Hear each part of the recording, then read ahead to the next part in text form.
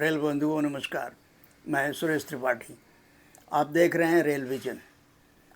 सर्वप्रथम आप सबसे मेरा अनुरोध है कि वीडियो को ज़्यादा से ज़्यादा लाइक करें, शेयर करें और चैनल को सब्सक्राइब करें। यही आपका सबसे बड़ा योगदान है। धन्यवाद। तो साथियों, आज का विषय है संवादहीनता का टूटना। आपको याद होगा 2 दिन पहले मैंने पूर्वोत्तर रेलवे यानी एनईआर को लेकर एक वीडियो बनाया था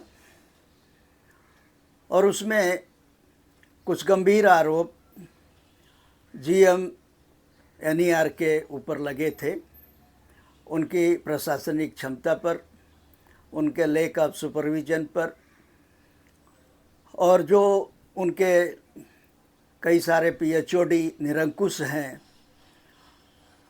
मैनिपुलेशन कर रहे हैं या अपनी मनमानी कर रहे हैं। उन सब चीज़ों को लेकर के हमने जो बातें कही, जो तथ्य सामने आए वो रखे गए। उन पर पहली बार जीएम एनईआर यानी श्री उदय बोरवणकर ने अपनी चुप्पी तोड़ी। जैसा मैंने उसमें कहा था कि वो कम बोलते हैं, ये बात सही है और उन्होंने भी ये बात स्वीकार की। मगर कम बोलना, मौन रहना हर जगह उपयुक्त नहीं होता, और ख़ासकर जब आप किसी प्रशासनिक पद पर हों, किसी प्रशासनिक उत्तरदायित्व पर हों और वो उत्तरदायित्व सर्वथा आपके ऊपर निर्भर करता हो, तब आपका मौन रहना, आपका कम्युनिकेशन नहीं करना आपके लिए, आपकी छवि के लिए, आपकी संस्था के लिए घातक हो सकता है, खराब हो सकता है। तो कम्युनिकेशन करना ये बहुत आवश्यक है। संवादहीनता किसी समस्या का समाधान नहीं है। संवाद जारी रहेगा तो निश्चित तौर पर कोई कन्फ्यूजन, कोई गलतफहमी पैदा नहीं होगी, ना व्यक्तिगत तौर पर, ना प्रशासनिक तौर पर, ना सिस्टम के व्यवस्था के तौर पर, ना समाज के तौर पर। इसलिए संवाद बहुत आवश्यक है। तो जीएम बोरवणकर का फ़ोन आया, उन्होंने अपना पक्ष रखा। मैंने उनका पक्ष पूरी तरह सुना और जो उन्होंने जस्टिफिकेशन दिया, मैं उसे उन्हीं के शब्दों में रखने का प्रयास कर रहा हूँ, क्योंकि दूसरा पक्ष भी रखना बहुत ज़रूरी है। अगर संवादहीनता नहीं होती तो उसी में ये सारी बातें आ जाती और कोई कन्फ्यूजन पैदा नहीं होता, क्योंकि हम दोनों पक्ष, मीडिया हो, पर्टिकुलर मैं अपनी बात करूं और रेल सिस्टम की बात करूं, और रेल में जो तमाम लोग काम कर रहे हैं जिम्मेदार पदों पर, उनके बीच और हमारे बीच कोई मतभेद नहीं होना चाहिए, मनभेद भी नहीं होना चाहिए। विचार व भिन्नता हो सकती है मगर मन व भिन्नता नहीं होती है, ना होनी चाहिए, क्योंकि हम दोनों ही पक्ष सिस्टम के लिए काम कर रहे हैं, व्यक्तिगत स्वार्थ के लिए नहीं। इसलिए संवाद बहुत आवश्यक है, दो तरफा संवाद बहुत आवश्यक है। अगर आप अपनी बात नहीं रखेंगे, आप अपना पक्ष नहीं रखेंगे, तो जो भी चर्चाएं आई हैं, जो बातें या तथ्य सामने आते हैं, फिर वो उसी रूप में रख दिए जाते हैं जिससे आपके प्रति, व्यवस्था के प्रति एक गलत इमेज बनती है। और ये सब कुछ सीपीआरओ पर नहीं छोड़ा जा सकता। क्यों? क्योंकि मेरा ऐसा मानना है कि जो कर्म आपने किया है उसके प्रति उत्तरदायी आप हैं, CPRO नहीं है या कोई और नहीं हो सकता। इसलिए आपको ही अपना पक्ष रखना चाहिए। जब वस्तुतः आपके प्रति कोई आरोप हो या कोई इस तरह का दोषारोपण हो तो पक्ष आपको ही रखना सबसे बेहतर होता है। बहरहाल जो तथ्य उसमें आया कि सूटकेस प्रकरण क्या की बदौलत PCME का ट्रांसफ़र हुआ NER से बाहर, इस पर श्री बोरवणकर का कहना था कि ऐसी कोई बात नहीं है, क्योंकि उनके नेचर में इस तरह की बेईमानी नहीं है। ये कम्युनिकेशन गैप हो सकता है या जो दुष्ट प्रवृत्तियां हैं, हमारे कम बोलने का मतलब ऐसा निकालें और इस तरह की अफवाहें उड़ाएं, चर्चाएं चलाएं, यह उचित नहीं है। चूँकि जो आरोप आया, जो बात कही गई कि सीनियर CDO का ट्रांसफ़र किया गया, इससे नाराज़ होकर के उनका ट्रांसफ़र NER से बाहर पोस्ट के साथ कर दिया गया या करा दिया गया। इस पर उनका कहना था कि सीनियर CDO का ट्रांसफ़र उसकी मर्ज़ी से हुआ और PCME की रिकमेंडेशन से हुआ। सीनियर CDO की अपनी व्यक्तिगत समस्याएं थीं, पारिवारिक समस्याएं थीं। उनका बेटा किसी गंभीर बीमारी से पीड़ित है, उसकी देखभाल के लिए उन्हें ज़्यादा समय चाहिए था, और जो सबसे बड़ी बात थी कि उनका टेन्योर पूरा हो गया था। इसलिए जब PCME ने प्रस्ताव रखा तो वो सैंक्शन हो गया, इसमें कोई किंतु परंतु नहीं था। मगर जो इसके पीछे जो कारण बताए गए वो सही नहीं थे। हालांकि उन्होंने ये भी कहा कि वो जो कारण हैं PCME के आउट ऑफ NER ट्रांसफ़र के पोस्ट के साथ में, वो बोर्ड और उनके बीच के कारण हैं जिनको वो डिस्क्लोज़ करना नहीं चाहेंगे। इस बारे में उनके बीच में बोर्ड के साथ में काफ़ी पत्राचार हुआ और बोर्ड उनकी गतिविधियों से नाराज़ था। इतना उन्होंने अवश्य कहा, बाकी डिटेल उन्होंने नहीं बताया। बहरहाल थोड़ी बहुत जानकारी हमको भी है कि ये बात सही है कि PCME कंसर्न दूध के धुले नहीं हैं, ना रहे हैं कभी। मैं ही वो व्यक्ति हूँ, जब उन्होंने रिसफल सीनियर DME का करने का प्लान किया, उस बात को मैंने ही उजागर किया था, क्योंकि एक वो दुष्ट अधिकारी को जो BLW से लंबे समय के बाद ECR ट्रांसफ़र हुआ था और फिर अपनी मर्ज़ी से अपनी चॉइस पर NER पोस्टिंग करा लिया था, इस जुगाड़ में कि NER से वो सीधे वापस वाराणसी में पोस्टिंग ले लेगा, और वही प्रयास हुआ था। उसको हमने ही एक्सपोज किया था, और इस मामले में भी वही व्यक्ति PCME की लाइजनिंग कर रहा था जो PCMM CLW के ट्रैप केस में भी पकड़ा गया था। वही व्यक्ति यहाँ भी लाइजनिंग कर रहा था।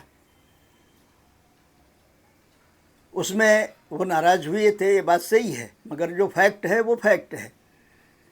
और एक और फैक्ट हमें पता है, BLW में जब इनकी पोस्टिंग रही, हम यहाँ बता दें कि NER में जो भी PHOD 3-4 बैठे हैं वो मोस्टली BLW की वाया BLW वहाँ आए हैं, तो PCME भी BLW की ही पैदावार रहे हैं।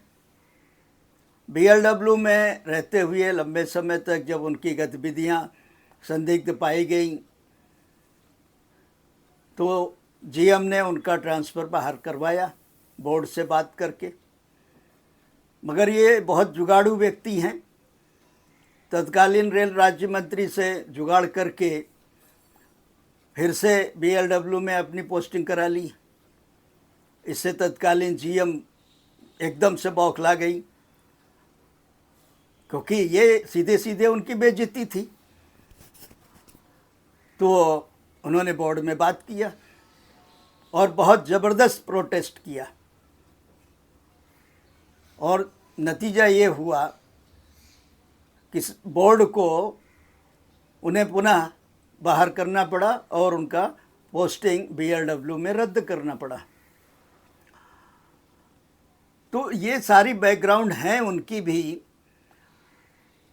फिर भी मेरा ऐसा मानना है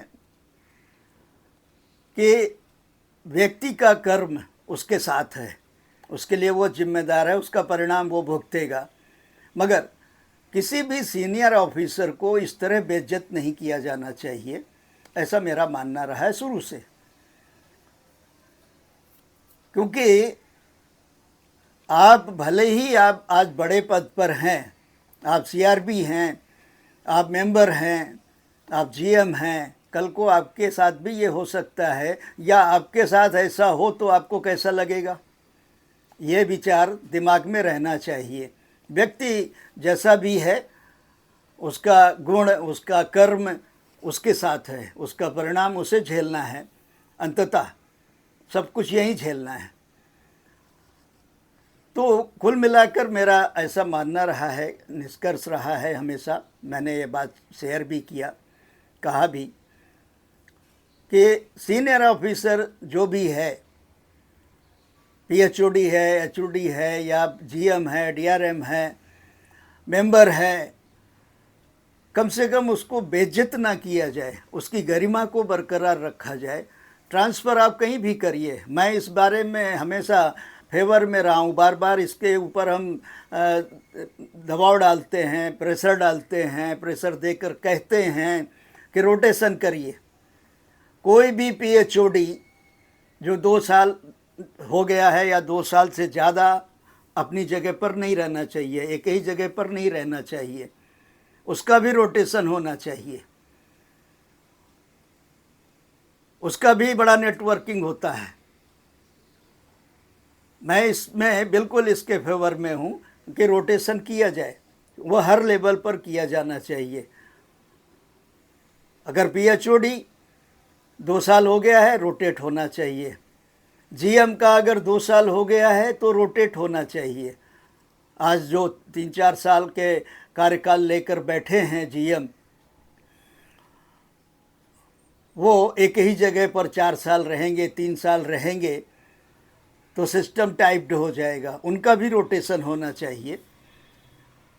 बहरहाल ये पॉलिसीगत मुद्दा है, सरकार के संज्ञान में आएगा, मंत्री के संज्ञान में आएगा तो निश्चित उसका संज्ञान लिया जाएगा, ऐसा मेरा मानना है। हालांकि अभी तक 100% रोटेशन तो क्या 25% रोटेशन भी नहीं लगा पाए हैं मंत्री जी, नहीं करा पाए हैं, ऐसा कहना चाहिए। बहरहाल GM बोरवणकर का ये कहना था कि उन्होंने हमेशा काम पर ध्यान दिया, किसी अन्य गतिविधि पर उनका ध्यान नहीं रहा। वो हमेशा रेल कर्मचारियों के, अधिकारियों की कॉलोनी का दौरा करते हैं। वो ट्रेवल भी सेकंड क्लास या फर्स्ट क्लास में करते हैं, जिससे कि पैसेंजर के साथ में इंटरेक्शन हो और उनकी मूल समस्याओं को जाना जा सके। ये मंत्री जी का भी आदेश है, ये अच्छी बात है। और जो उन्होंने कई चीज़ों का खंडन किया, जैसे सूटकेस के बारे में साफ साफ कहा कि ऐसी कोई बात नहीं है। रही बात एडमिनिस्ट्रेटिव या प्रशासनिक क्षमता की, इस पर किसी के ऊपर भी डाउट किया जा सकता है, ऐसा उनका मानना था। क्योंकि कोई भी व्यक्ति परिपूर्ण नहीं है, मैं इस बात से सहमत हूँ। मगर चूँकि आप मराठी हैं, महाराष्ट्र से हैं, आप विघ्नहर्ता विनायक श्री गणेश के उपासक हैं, तो आपको उन्हीं से ज्ञान लेना चाहिए, चूँकि वो ज्ञान के ही देवता हैं। उनके बड़े कान और बड़ी सूंड से संकेत लेना चाहिए। बड़ी सूंड इसलिए है कि दूर तक की सूंघ यानी गंध ली जा सके, कहाँ क्या हो रहा है। और कान इतने बड़े हैं इसलिए जिससे सबकी सुनी जा सके। आपने कहा कि आपके जीएम चैम्बर के दरवाजे हर किसी कर्मचारी अधिकारी के लिए खुले हैं, जो कि पहले ऐसी परंपरा एनईआर में नहीं रही। मैं मानता हूँ इस बात को और हमेशा इस बात पर जोर देता रहा हूँ, क्योंकि आप जोन के अभिभावक हैं, गार्जियन हैं अपनी वर्कफोर्स के, तो उसका ख्याल रखना आपका दायित्व है, आपका प्रथम कर्तव्य है। क्योंकि अगर वो यानी घर वाले परिवार अगर संतुष्ट है आपकी कार्यप्रणाली से, आपकी देखभाल से, आपकी केयर से, तो वो ज़्यादा आउटपुट देगा, ज़्यादा काम करेगा, बिना किसी शिकायत के काम करेगा, ऐसा मेरा मानना है। और मैं इस बारे में हमेशा चर्चा भी करता हूँ, कहता भी हूँ कि सबसे पहले अपने परिवार यानी अपने मातहतों पर, अपने स्टाफ के वेलफेयर पर ध्यान दें। उनकी छोटी छोटी समस्याएं हैं उनको दूर कर दें, वो अपने आप प्रसन्न हो जाएंगे, खुश हो जाएंगे। और तब जो उनका समर्पण होगा सिस्टम के प्रति, काम के प्रति और आपके प्रति, वो अकथनीय होगा। उसकी कल्पना आप नहीं कर सकते हैं, ना उसकी खुशी की, ना उसके समर्पण की। तो कुछ ऐसा मानवीय व्यवहार किया जाए। मैं जानता हूँ कि हर किसी को संतुष्ट नहीं किया जा सकता, ये बात सही है, मगर हमारा प्रयास ज़्यादा से ज़्यादा लोगों को संतुष्ट करना होना चाहिए।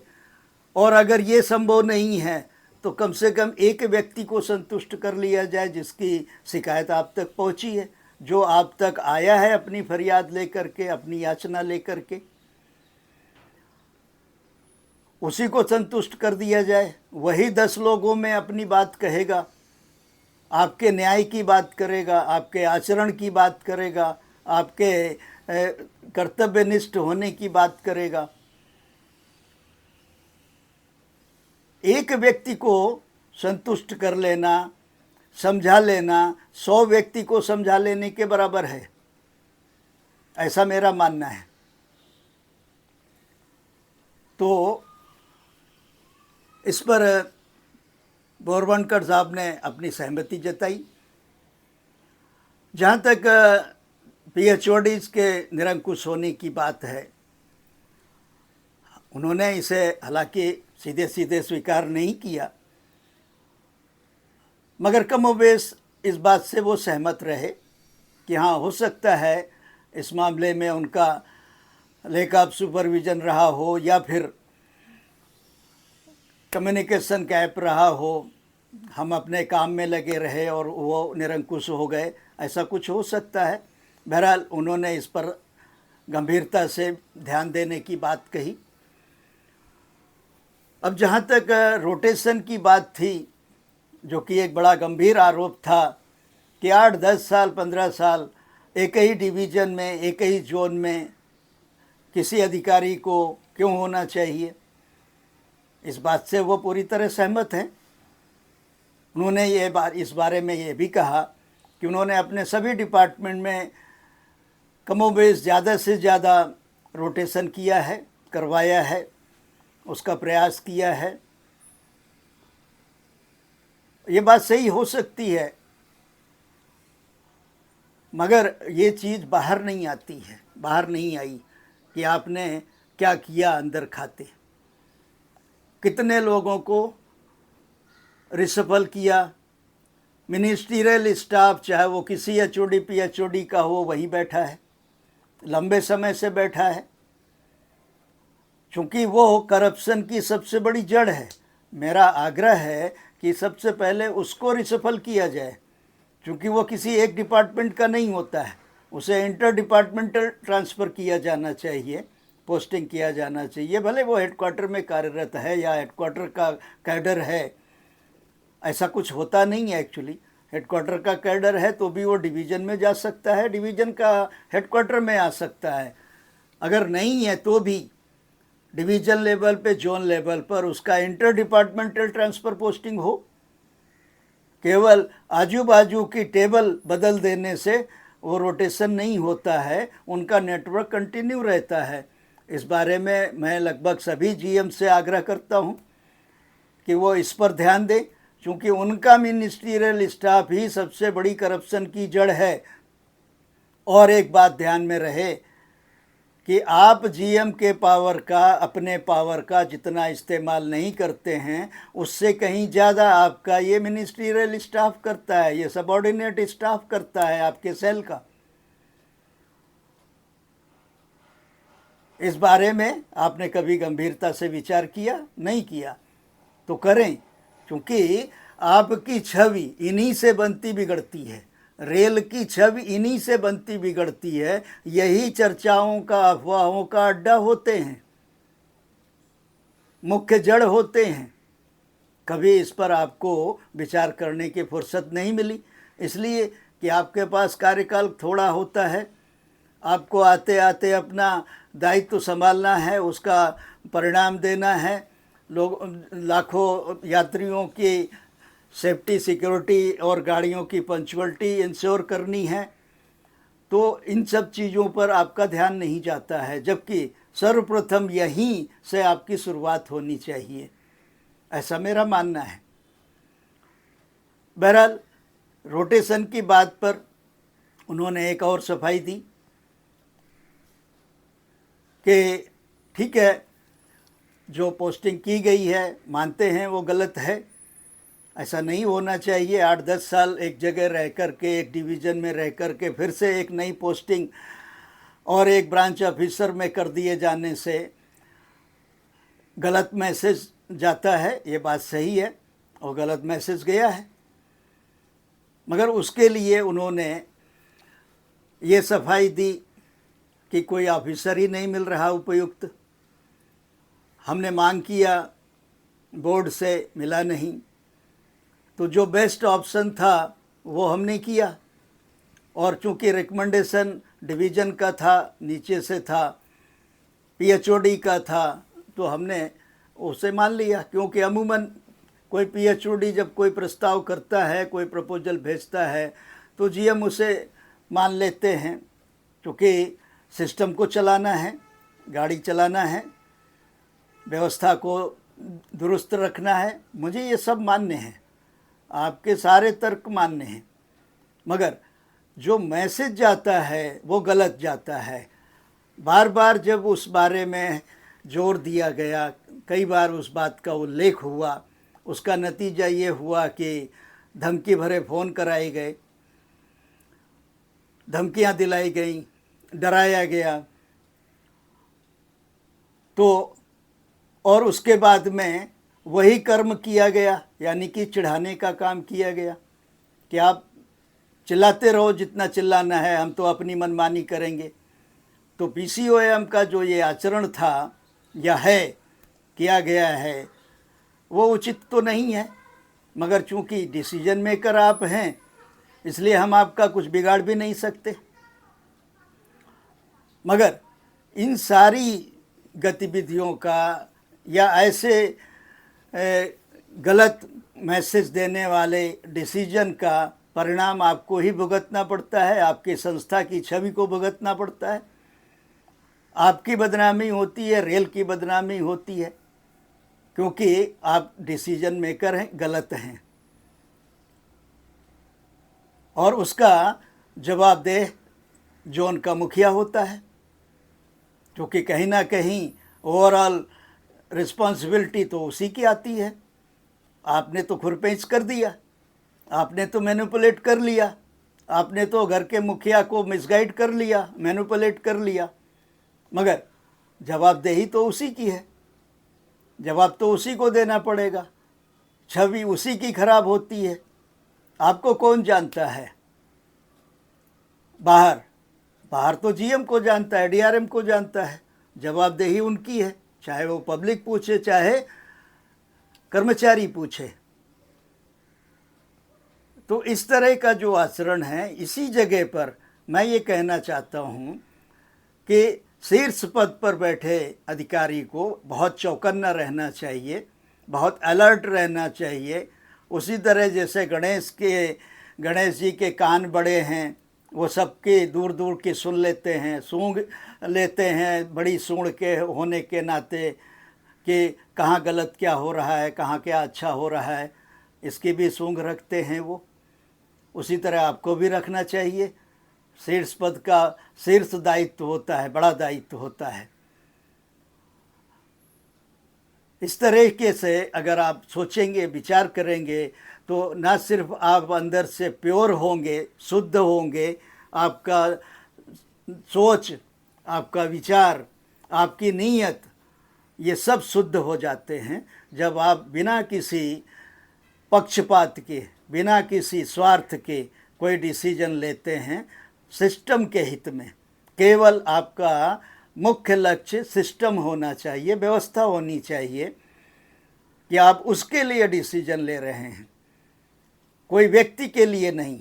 व्यक्ति नगण्य है सिस्टम में, व्यक्ति एक पुर्जा है सिस्टम का, उसको इधर से उधर उठा करके बैठाया जा सकता है, मगर सिस्टम को नहीं रिस्पल किया जा सकता। सिस्टम का कोई विकल्प नहीं है, उसको उठा के इधर से उधर नहीं रख सकते। इसलिए जो भी व्यक्ति जहाँ पर है उसका अपना दायित्व है, वो उतना ही निभा ले, वही बहुत है। मैंने जीएम को और भी बहुत सारी फीडबैक दिया। उन्होंने जब कहा कि ये एक डिवीज़न का ये रोटेशन में हुआ है, मैंने उनको और याद दिलाया कि वहीं गोरखपुर यांत्रिक वर्कशॉप में, मैकेनिकल वर्कशॉप गोरखपुर, जो कि एकदम नाक के नीचे है हेडक्वार्टर के, वहाँ पर भी इसी तरह चिढ़ाया जा रहा है सिस्टम को। वो चाहे पीएफए के द्वारा हो, चाहे पीसीपीओ के द्वारा हो। वहाँ 2 अधिकारी सीनियर स्केल में पोस्टेड हैं, जो पहले करप्शन के आरोपों में ही हटाए गए थे, जिनके खिलाफ अभी भी जांच चल रही है, कोर्ट में केस लंबित है। उन्हीं के आचरण की बदौलत फिर भी उनको वापस वहीं पोस्ट कर दिया गया। और जले में खाज ये कि केस भी चल रहा है, जांच भी चल रही है, और सीनियर स्केल का प्रमोशन भी दे दिया गया। तो विजिलेंस डिपार्टमेंट करता क्या है? उसने कैसे ये विजिलेंस क्लियरेंस दिया? और अगर नहीं दिया तो फिर ये सीनियर स्केल प्रमोशन कैसे हुआ? ये देखने की बात है। चूँकि आपको लोगों ने मौन मान लिया तो अपनी मनमानी कर रहे हैं। मैंने ऐसे ही नहीं कहा कि आपके सारे पीएचओडी निरंकुश हैं, उनके पीछे तथ्य हैं। और आज जो पूर्वोत्तर रेलवे की जो स्थिति है, वो आज ही सुबह एक अधिकारी ने कहा सबसे बुरी स्थिति है।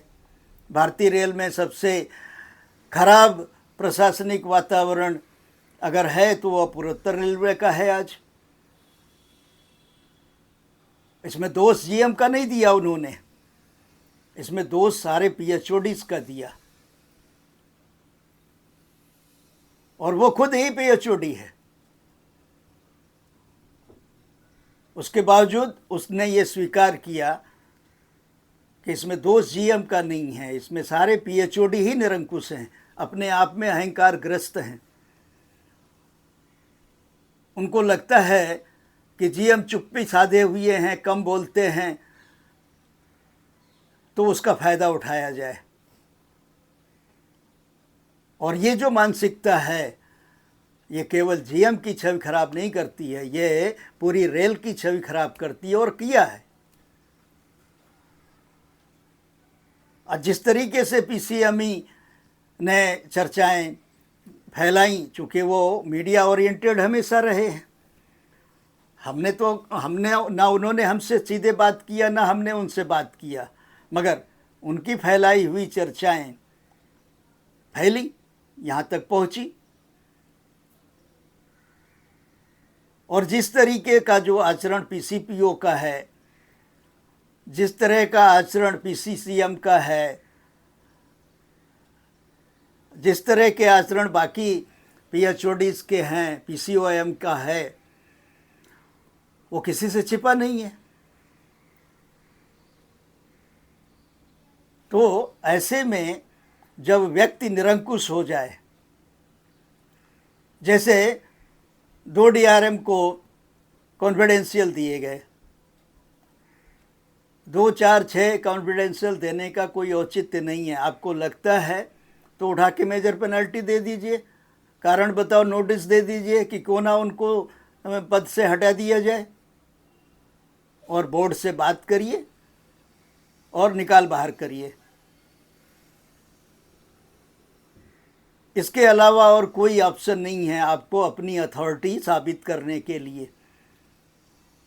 जो उनके प्रति उत्तरदायी आप हैं, जो उनकी कार्यप्रणाली के लिए, प्रशासनिक व्यवस्था के लिए उत्तरदायी आप हैं, इसलिए आपको बहुत कड़ी से कड़ी नज़र रखनी चाहिए सबके ऊपर, और बिना पक्षपात के, बिना किसी पूर्वाग्रह के आपको एक्शन में आना चाहिए। तो ऐसे में उन्होंने इस बात से अपनी सहमति जताई। चूँकि बहुत सारी बातें हुई हैं और बहुत सारी बातें उन्होंने बताई हैं, कुछ बातें जो ज़रूरी नहीं है सार्वजनिक किया जाना वो नहीं बताई, मगर ज़्यादातर चीज़ों से उन्होंने सहमति व्यक्त की। मगर साथ में सूटकेस कांड का पूरी शिद्दत के साथ खंडन किया कि ऐसी कोई बात नहीं है, और यह कोई छिपा लेने वाली बात नहीं है, छिप जाने वाली बात नहीं है, ये भी कहा उन्होंने। ठीक है, मुझे सब मान्य है, मगर जब आप इनएक्टिव होते हैं, जब आप मौन होते हैं, जब आप कम्युनिकेट नहीं करते हैं लोगों के साथ, जनता के साथ, प्रतिनिधियों के साथ, मीडिया के साथ, तब एक अलग छवि बनती है। तब इस तरह की अफवाहें फैलाई जाती हैं, गलत चर्चाएं पैदा की जाती हैं और छवि अलग बनाई जाती है। इन सब चीज़ों से आप सतर्क रहें। हमारा उद्देश्य आपको कतई किसी तरह से डिग्रेड करना नहीं था, ना आपकी गरिमा को चोट पहुंचाना था। चूँकि कम्युनिकेशन गैप था, आपने बात नहीं किया, इसलिए जो इनपुट था वो हमने रखा। आपने बात किया, कम्युनिकेट किया, ये बहुत अच्छी बात है, बड़ी अच्छी शुरुआत की आपने, और इसे आपको शुरुआत जारी रखना चाहिए, ऐसा मेरा मानना है। बाकी तो डिसीजन आपका है, उत्तरदायी आप हैं। हमारी शुभकामनाएं हमेशा आपके साथ हैं। धन्यवाद।